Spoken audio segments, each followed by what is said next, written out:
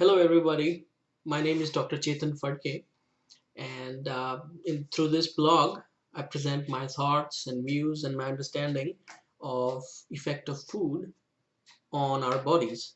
So today I'm going to talk a little bit about the effect of fats and oils on exercise and our ability to exercise effectively. So I exercise not in the gym. I try to walk, and I also play badminton, and when the weather is good, volleyball. So badminton is indoors, so we play that in winter. And I'll share with you some of my experiences with exercise. So one thing about exercise I know is that we use glucose. Our muscles needs glucose in order to produce energy. So I figured that if my body needs glucose during exercise, then I should have a little bit of sugar. I love sweets, so I tried to rationalize that because I'm exercise, I need sugar. So and I don't eat anything that has dairy in it. So I figured, what could I eat? So I experimented with two things. One was almond butter with jam on a slice of bread, and the other thing I experimented with was an Indian dessert called besan burfi. So it essentially includes three things. One is chickpea flour, the second is sugar, and the third is oil. Excuse me. The oil is of the kind called palm oil, a mix of palm oil and I think it's sunflower oil. But anyway, one thing about palm oil is that it is high in saturated fats. So anyway, here's what happened. When I had that sweet, I had that around 5:30 or 6, and then I went to play badminton around 7 o'clock. Here's what I noticed. I felt slow. I felt sluggish. I felt like I was getting a little sick. I felt tired and fatigued for the first hour, 2 hours even, while I was playing badminton. I didn't feel like myself. I felt like I was slow. I felt 10 years older, if I can use that expression. I didn't know what was going on. I thought I did all the right things, but then there was a surprising turnaround. Around 8:30 or 9, I started to feel a little more loose. I felt like the blood was flowing in my body much better. I felt much faster. I felt like athletes describe that as second wind sometimes when their function starts to improve. And then around 9:30, I started to feel like I was getting better, but at that point, my muscles were tired. I was tired. Although I felt like I had more energy, I was quite tired. So that was my experience. And then I tried to understand what happened really. What can explain that type of experience? Was it because my muscles were slow in the beginning and my body was warming up? Considering that we are in Canada, it's cold, we don't do much uh, uh, activities during the day when we are, indoors working on a computer, for example. So my body was adapting to that. I didn't know what to make of it until I saw what fat does to our bodies. All right, so let me unpack that for you. Why does this happen? All right, so first, when we have something that has a lot of fat in it, say meat or something that's oily or fried, whatever, that fat gets absorbed into our blood. And there have been images that I saw that within an hour or so after eating food, the blood circulation slows down. The blood noticeably looks like it's moving slower. Now, why does the blood circulation slow down? And by slow down, I mean the speed at which the blood is transporting across our blood vessels, our arteries, is slower. So the question is, why does it slow down? There are many different reasons. One is that if you have a food that has a lot of fat, that fat coats the cells that are there in the blood. So those blood cells become sticky now. Normally they tend to hit each other and sort of get repelled in different directions, so the blood flows nicely. But when the cells are coated with fat, they tend to stick to each other. So instead of hitting and bouncing off, they stick and they clump and they slow down the circulation of the blood. So that explained why I was feeling slow. So remember, I was exercising. So if I'm exercising, I'm using my muscles. I need a lot of energy. I need a lot of glucose. I need a lot of oxygen going into my muscles. I need a lot of blood moving into my muscles so that all the waste products that are created during muscle activity can then be transported out. So increasing blood flow is really important to the muscles when we exercise. So naturally, my body was telling my heart that muscles are working hard. We need to send more blood there. So guess what? My heart says I'm trying, but the blood is not moving fast enough. So the body sends the signal to the heart to pump faster, to pump harder. So I think what happens is probably the blood pressure goes up as well. So because the blood is trying to get to the muscle so that the oxygen, the glucose can be taken to the muscle. The other thing that's happening that's very interesting is that I've seen studies that have shown that if you have a high fat meal, that can increase the permeability of your intestines. So permeability of intestines means the intestines normally, in the gut, there are walls. There's a wall. It's called lining of the gut. That wall sort of is the barrier that allows food from the gut to be absorbed into our bodies. So if that barrier is tight, not too many very selective things can then come in. But if that becomes more permeable, in other words, it becomes a little loose, then what happens is things that are not supposed to go in from the outside of the body to inside, for example, from the gut, food that we eat, things that are not supposed to get absorbed. Things that are undigested, for example, undigested proteins can then get absorbed.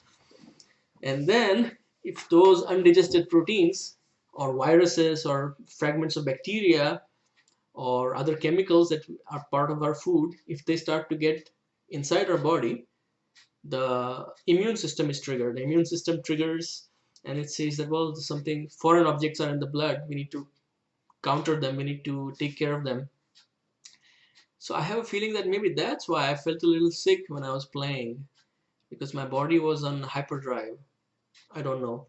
So these are some things that can explain. Now, here's another important thing that can explain why I was feeling tired.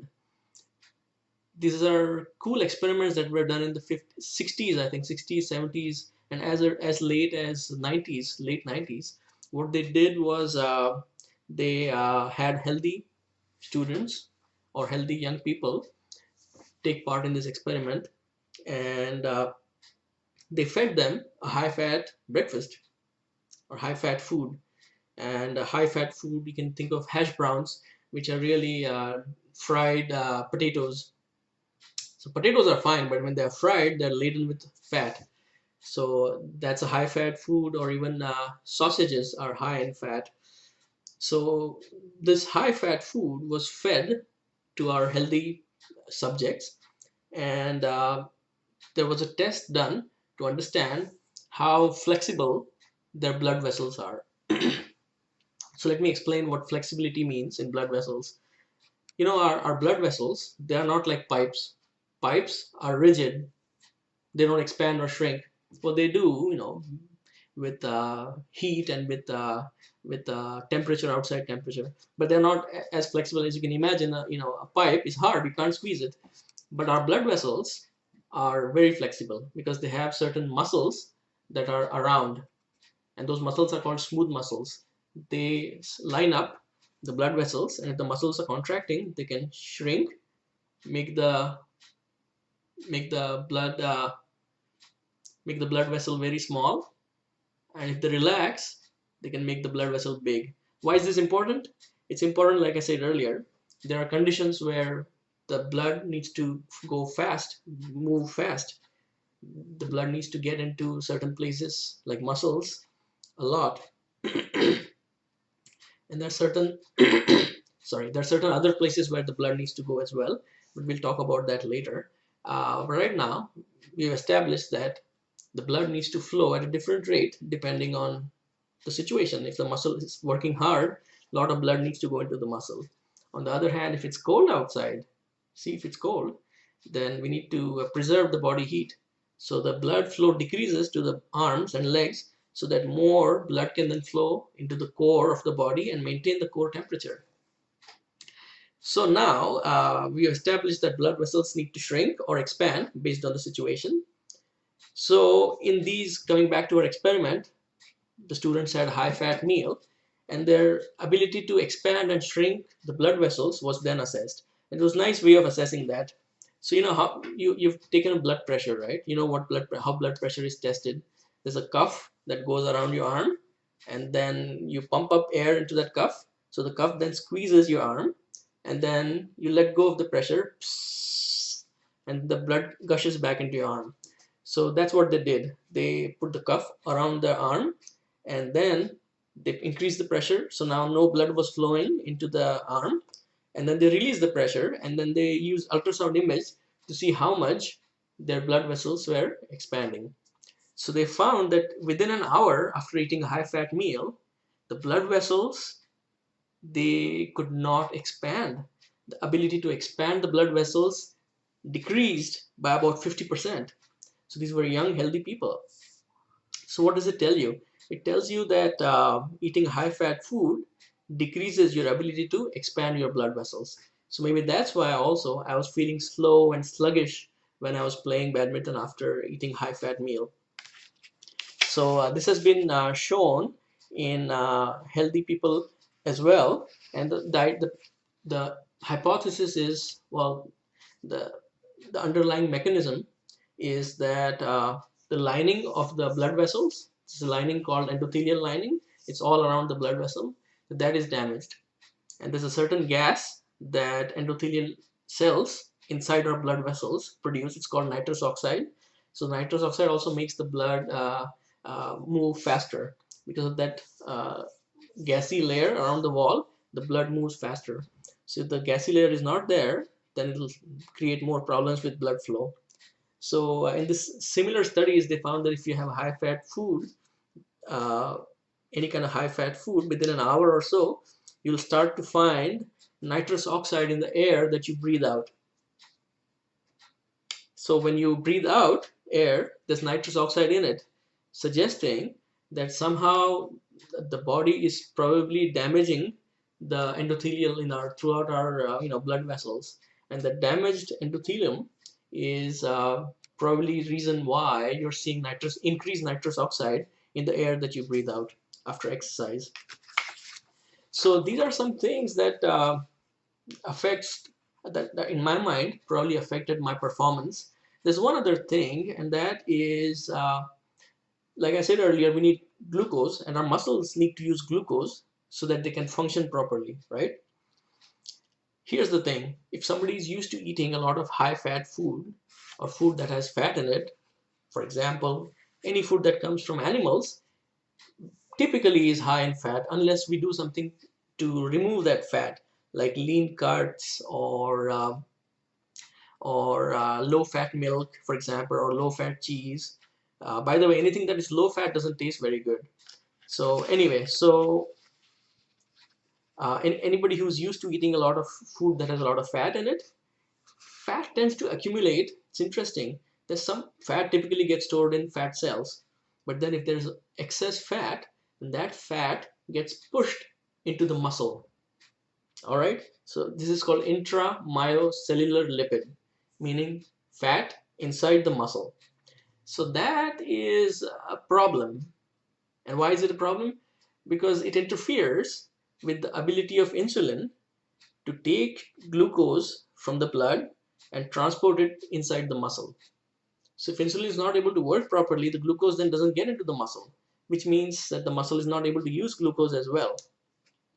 So I feel like that may be another reason. If if somebody is eating a lot of fat, then it can affect their exercise performance. So these are some things I think that are going on with fat and exercise. So here's what I've learned, and this is what I want to implement the next time I go out to play badminton, is to eat food that is low fat throughout the day if possible, because the effect of high fat food meal can last a few hours, 5 6 7 hours, who knows. So better, I'm going to try and not eat anything that is oily, or that has oil, or that is very high in fat during the entire day before I go play badminton in the evening.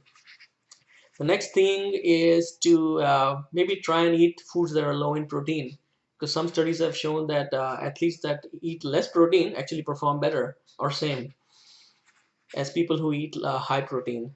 And the last thing I'm going to do is have starchy foods like potatoes, for example, or brown rice at least 2 hours before I play. Because if I eat too early, too late, then when you're eating food, all the blood goes into our gut in order to absorb all the nutrients from the food that we have eaten. So it's not a good idea to exercise immediately after food. So these are some of the things I'm going to try next time I play badminton. I'll report back how I felt. That's it from now. Have a good day. Take care. Bye.